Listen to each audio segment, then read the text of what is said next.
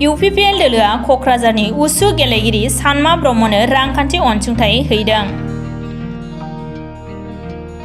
माहारियारि थाखोनि गेलेमु बादायलायनायाव बर' फिसाया फिन गेलेनो थांगासिनो।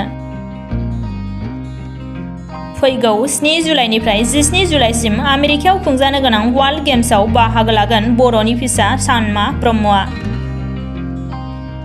भारतनि जानानै वर्ल्ड गेम्सनि उसु बादायलायनायाव बाहागो लागोन बिथां सानमा ब्रह्मआ। क'क्राझार जिल्लानि हालादल गामिनि थागिबि राकेश ब्रह्मनि फिसाज्ला सानमा ब्रह्मआ भारतनि जानानै गिबि खेब USA आव खुंफुंजानो गोनां वर्ल्ड गेम्सआव उसु गेलेनो खाबु मोननाया बर' हारिजों लोगोसे भारत हादर, आसाम, बिटिआर आरो क'क्राझार ओनसोलनि थाखाय गोग्गाथाव बाथ्रा। बिथांनि मोनसेनि उनाव मोनसे उसु गेलेनायनि जाफुंसारनायखौ थुलुंगाखां होनायनि थांखिजों बिटिआरनि गाहाय खुंगिरि प्रमद बर'नि बिथोन बायदियै मिरु इउपिपिएल दोलोआ सानमा ब्रह्मनि न'आव थांनानै सुलाद लाहैनायजों लोगोसे बिफा राकेश ब्रह्मनि आखायाव 1 लाख रांखान्थि अनसुंथाइ गथायो। मिरु इउपिपिएलनि नेहाथारि राजु नार्जारिजों लोगोसे उत्तम बर' आरो खोमदोन दैमारिया।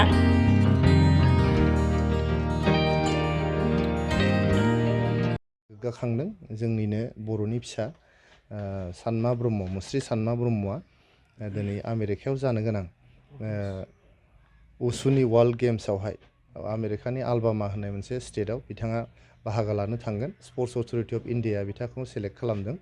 सेलेक्ट खालामनानै सासे कचजों लोगोसे बिथांखौ दैथायहरनो नागिरदों आमेरिकायावहाय भारत सरकारनि खरसावनो। दा बिथाङा गोबां जिहेतु भिजा एप्लाइ खालामनांगौ बा गोबां खरसफोर दङ। बिथाङा जिहेतु मोनसे माने रांखान्थि भाबै लोरबां न'खरनिफ्राय फैदों।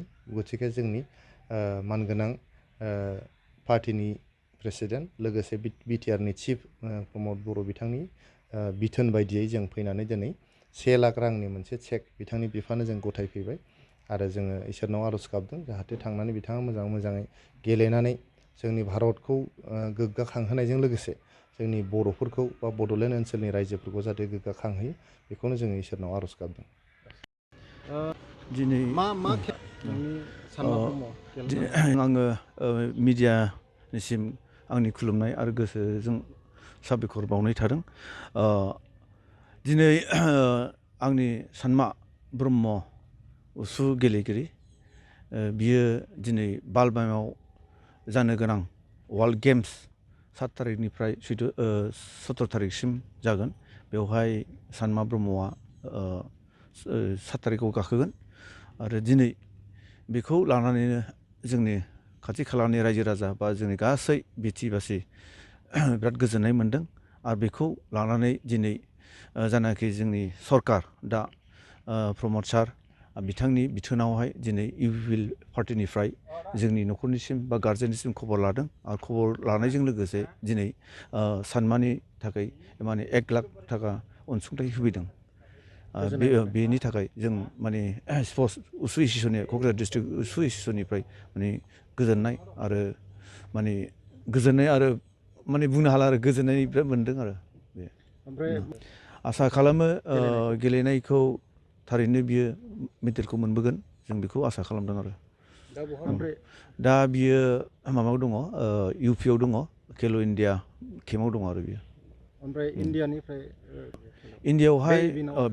इन्डियायावहाय उसुआ बेनो फार्स्ट हाबजेननाय बे हिसाबै सानमायाल' दा बियो इन्डियायाव फार्स्ट होनजायो आरो बेजों सानमाजों लोगोसे सासे कच थांगोन आरो बेखौ सानमानि थाखाय जोंहा स्पर्ट्स अथ'रिटियाबो माखासे अनसुंथाइ होदों डाइरेक्ट बेनो आरो।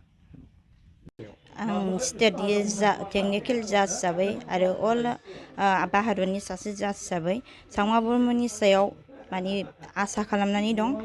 बे प्लेयारा जेलाखि USA सिम सौहैगोन पार्टिसिपेट खालामहैगोन निस्सय बियो मोनसे ना मोनसे मेडेल लानानै फैगोन आरो बियो जोंनि भारतनिनो उसु स्पर्ट्सनि सासे टप प्लेयार आरो दा जेनोखि बिथांमोना जोंनिनो बे उसु प्लेयारखौ गावनिनो सम्पति होनानै दिनै एक्सेप्ट खालामदों आरो सापर्ट होफैदों।